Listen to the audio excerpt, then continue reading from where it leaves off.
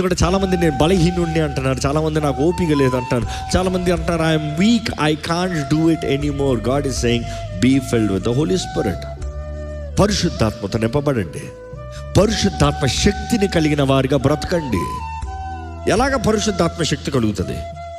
ఎలాగ పరిశుద్ధాత్మతో నింపబడచ్చు? ఒక వ్యక్తి క్రీస్తు రక్తంలో కడగబడిన వానిగా తన జీవితంలో ఉన్న పాపములు, తన పాత స్థితిని ఒప్పుకొని దేవుని రక్తంలో కడగబడిన వాడు, పశ్చాత్తాపడిన వాడు పరిశుద్ధాత్మతో నింపబడుతున్నాడు. పరిశుద్ధాత్మని ఆహ్వానిస్తే పరిశుద్ధాత్ముడు మనల్ని నింపుతున్నాడు. పరిశుద్ధాత్మని కోరితే పరిశుద్ధాత్ముడు మన జీవితమైన అధికారం తీసుకుంటున్నాడు. పరిశుద్ధాత్మని వేడుకుని ఆహ్వానిస్తే ఆయన మనలో నివసిస్తున్నాడు. ఇక్కడ ఉన్న మిమ్మల్ని అడుగుతున్నాను, ఎప్పుడు చివరిసారిగా పరిశుద్ధాత్మతో మాట్లాడింది, సంభాషణ కలిగినది?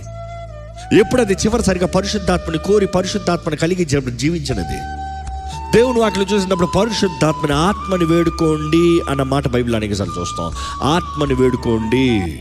పరిశుద్ధాత్మ శక్తి లేనిది, దేవుని శక్తి నీలో లేనిది, నువ్వు ఏమి చేసినా వ్యర్థమే, నువ్వు ఏం కలిగి ఉన్నా వ్యర్థమే. సర్వాంగ కవచం ధరించుకుంటాం, చాలా ప్రాముఖ్యము. సర్వాంగ కవచం by no means I underestimate, కానీ శక్తి లేకుండా కవచము వ్యర్థం అనేది తెలియజేస్తాం.